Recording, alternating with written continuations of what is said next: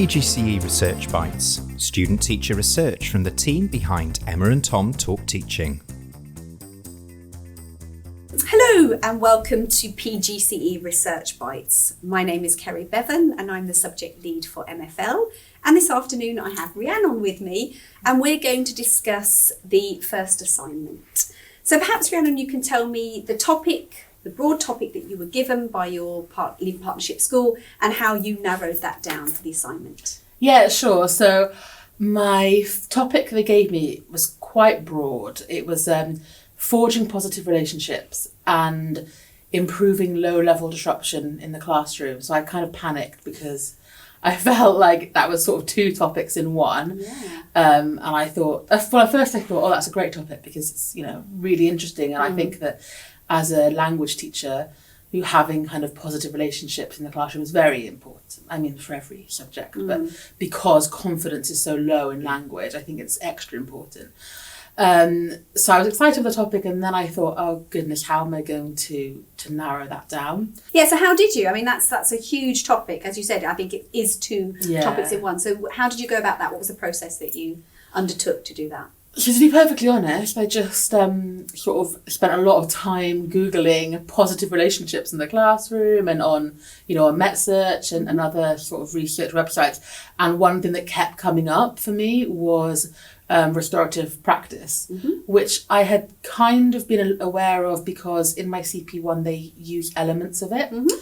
And so I thought, okay, that's interesting. And amongst the kind of references to positive relationships, it was also referencing behaviour. Okay. So that kind of linked. They were linked together. Yeah, the positive relationships and the low-level disruption. So I was a bit apprehensive about kind of going for that because it's a really, and we'll talk about it a little bit more later, I think, but it's a big subject and it's a big thing for a school to think about doing. So it felt like if I were to recommend becoming a restorative practice school, it would be quite a big thing. Big step. Yeah, but I thought it's fitting the theme that they've given me. It's fitting it perfectly. So that's how great. I found. So can you tell me then about the pieces of literature that you chose? Yeah, so I read quite a lot in the beginning just about what restorative practice is and where it comes from and restorative justice, and a lot of that was set in the States because it's an idea that really did come from America, I think, from my research. But I wanted it to, with the 6 texts, to sort of cover different aspects and for each text to have a purpose for the school to kind of read or be aware of. So the first one was a text which talked to 5 teachers who had been in a school that had been doing restorative practices for 5 years, which from the research that I saw was quite unusual because most of these schools that are doing restorative practices have only been doing it for a couple of years. And so the first article was talking directly to the teachers and asking them their personal experiences with using these techniques and how it worked, and it was very positive, kind of overwhelmingly so. And it brought up a lot of topics which I then found again in other articles that I read, like the importance of language, the language that you use, kind of in a way that's sort of the linchpin, I think, to restorative practices, changing the way that we speak. So that was sort of the main thing that came up in that piece, but it still felt like a very small, group of people who, obviously this wasn't discussed in the article, but obviously were enthusiastic teachers about this topic. And they also brought up a lot of concerns that also came up in many of the texts, like the fact that there's exam pressures, there's time pressures, there is the pressure of training. You need to be properly trained to do restorative practice. So that kind of led me to my second piece. So the first piece was sort of personal stories and examples. The second article was a lit review of 34 different articles about restorative practice. So it was quite data driven. as opposed to personal stories. And in that, it sort of had lots of information about what are the most popular activities or restorative practices in schools, and what the impact was of those. I know that they had really strict inclusion criteria, including kind of that all of the articles had to be published in the last 10 years. And from that, the results from the articles were generally positive, and that restorative practices have a positive impact on relationships and behaviour. But one of the things that I picked up in my research, which I kind of came across, I mentioned later on in the other cabs as well, is that lots of schools seem to do kind of, I called it in my assignment, quasi-restorative practice, which is kind of taking elements of it, which is what I saw in my first practice as well. But sometimes taking those elements ends up almost being like a punishment for the students. So instead of, we're going to look at this, we're going to talk about whatever issue happened, or kind of as a standard thing that you do in school, talking about relationships and why things happen. It becomes, there's been a conflict, we have to meet with the teacher to have a restorative, and that's basically the detention. And even if the intention behind it is to clear relationships and kind of solve things a little bit, all the student is thinking is, I want to be at break time. So what I was interested that I wished that I could have, the information I wished I could have found from that article, and I didn't find at all actually, is doing these little bits, or what do these little bits of restorative practice have a positive impact at all? And potentially, do they have a harmful impact? So that's something I didn't find in any of the pieces that you looked at. Yeah, and maybe that's some research to be done. That's for another another master's. So my third cap was comparing or connecting restorative practice with social emotional learning. And the reason that I found that interesting is because a lot of the time when you're reading at restorative practice, it seems to be used to deal with conflict.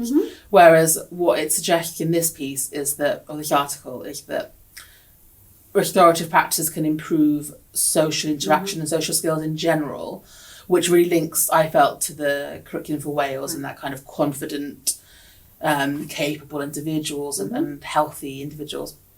And also one of the things that came up in that article that I found particularly interesting was the need for a whole school or whole community buy-in to the topic, to the idea of restorative practice, because it's quite controversial, I think, because we've all grown up in a society where you do something wrong and you get punished, and there are restrictions and there are rules, and there definitely are rules involved with restorative practice, but I think it has a sort of negative, or there are negative connotations to it, thinking that it's a kind of soft way of approaching, not that there's anything wrong with softness, but it talks about how in order for it to work properly, it needs to be something that the whole school, all of the staff, and even the governors and the parents, exactly, the whole community is in agreement with, and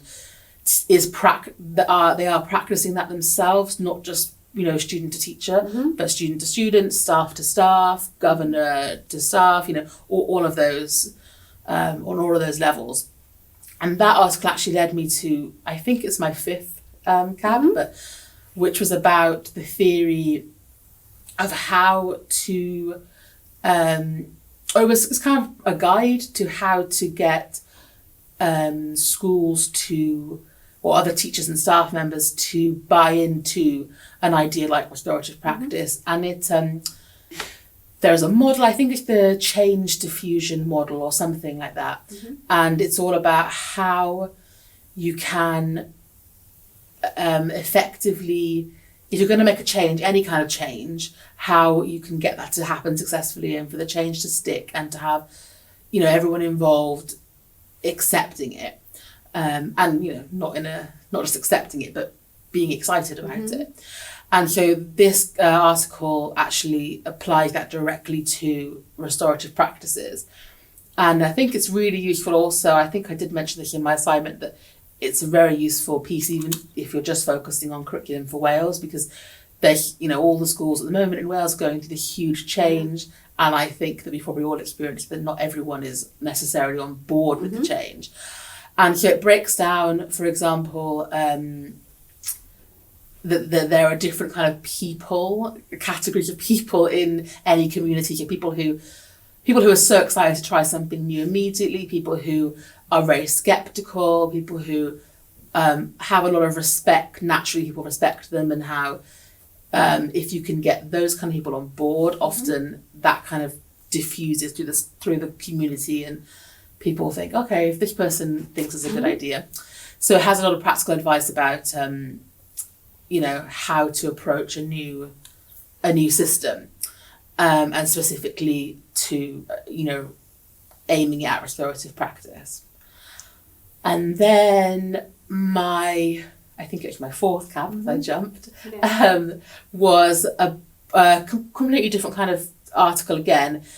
Sorry, it wasn't an article, it's a book. Actually, it was a chapter from a book. And I think the author's name is Finnis, Mark Finnis, and he's kind of a leader in restorative practice in the UK. And I found the whole book really interesting and really engaging and easy to read, because it's talking directly to the teacher, and it's full of examples of conversations that you might have with students, and it's very, you can see yourself or other people in it. But again, it is overwhelmingly positive about restorative practice.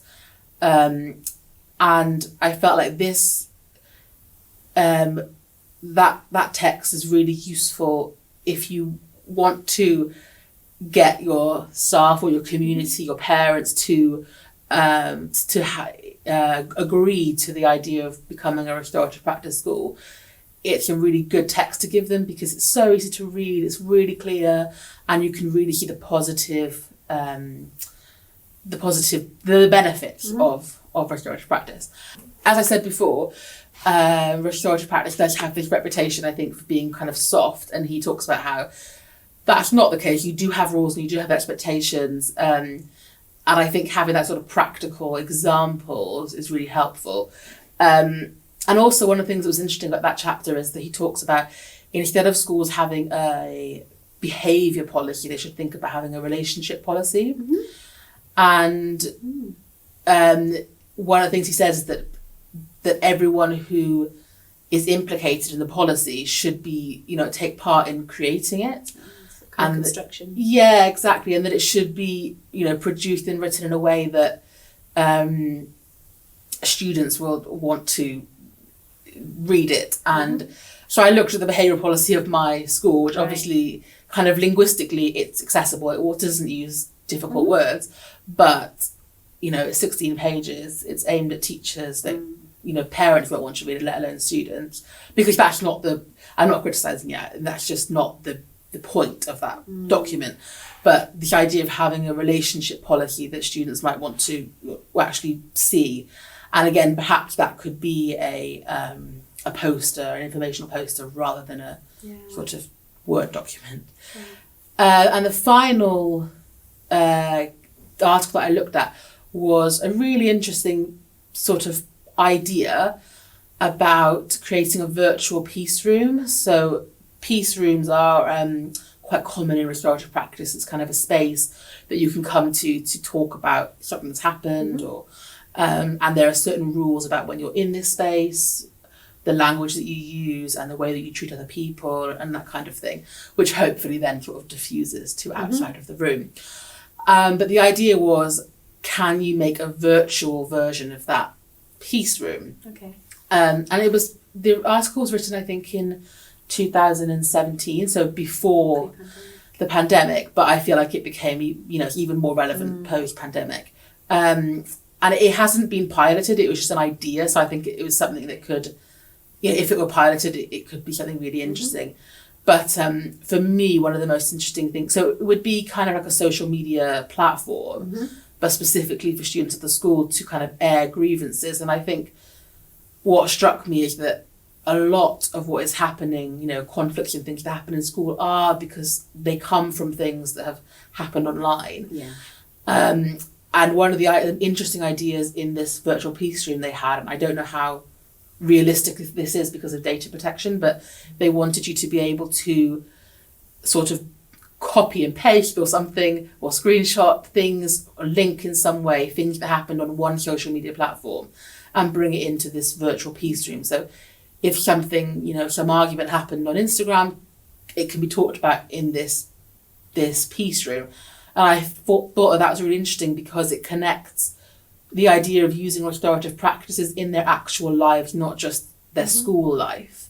Because, you know, I can imagine, obviously, you want, if you have restorative practices working well in the school, you hope that that will follow them through their lives and that they can confront conflict in the future, you know, using some of those strategies. But sometimes I think it's difficult for learners to link what they do at school with what's happened in their real life. And I thought that's a really lovely idea, that there could be this resource and it connects it more to, you know, how they, because the article also talks a lot about, there's a lot of evidence that punishments for things like cyberbullying are not a deterrent at all. Partly because I think they were talking about how something to do with the teenage brain, that it doesn't see that sort of risk as something to stop them. It's so distant. But if they can sort of deal with it head on in this peace room, potentially it could have positive effects. The only problem that I saw reading it, and this is something that came up again and again actually in the articles, is that there's a high expectation on teachers. So who is going to be manning this room? Because the idea also is that it's not just the students together in this room, there is a professional there as well. Or at least, maybe not all the time, but at least kind of looking at it. So is that a teacher? You know, what are the practical implications of having that? And that came up, like I said, in lots of the articles.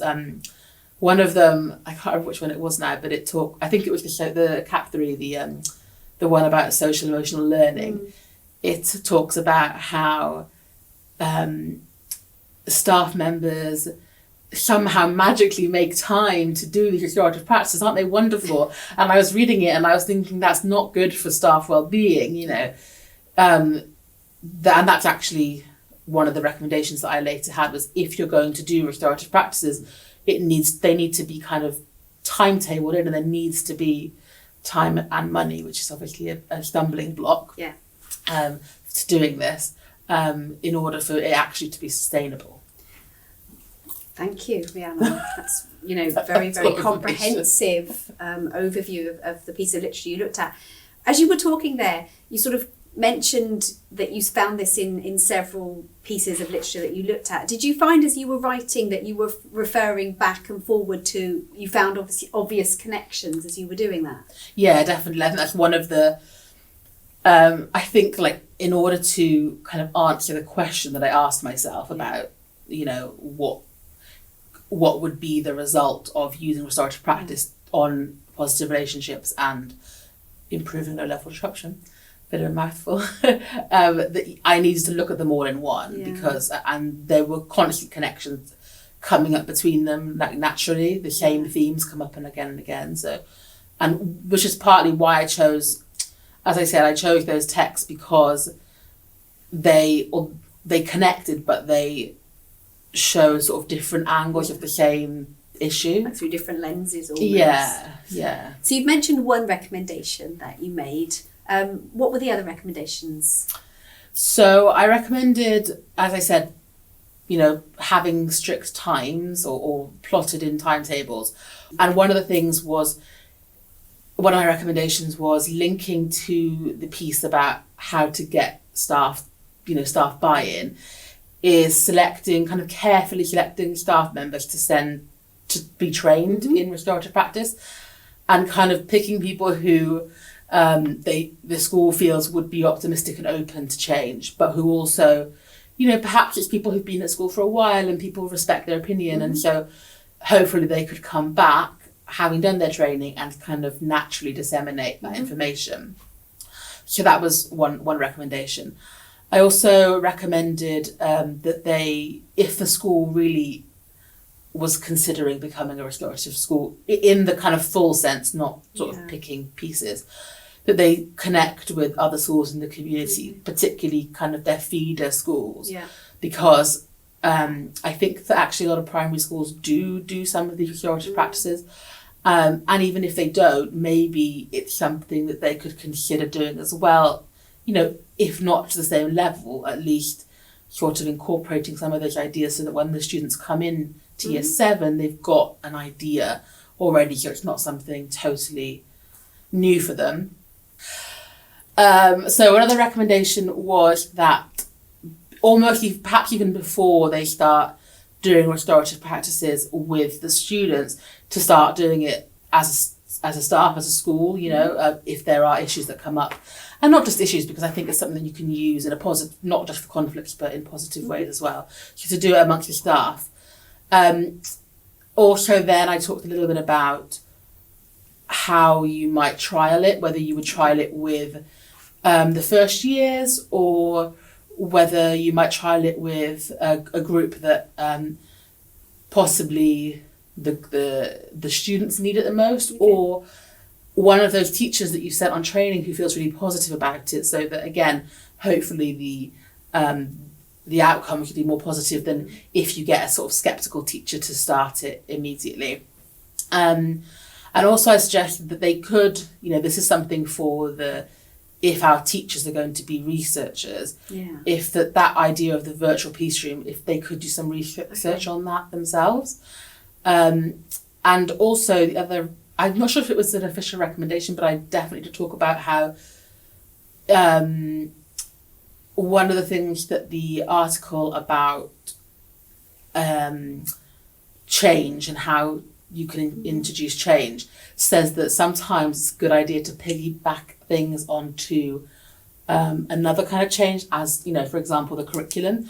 Because if, you know, the community is ready for a big change now, it might actually be, although it seems overwhelming to also, you know, add this huge other element to the school, it could be the exact right moment of, you know, we're changing now anyway, it's all going to come together, and that was a possible opportune moment. Yeah. So what do you think now your next steps are, both as a practitioner and as a researcher, Rhiannon?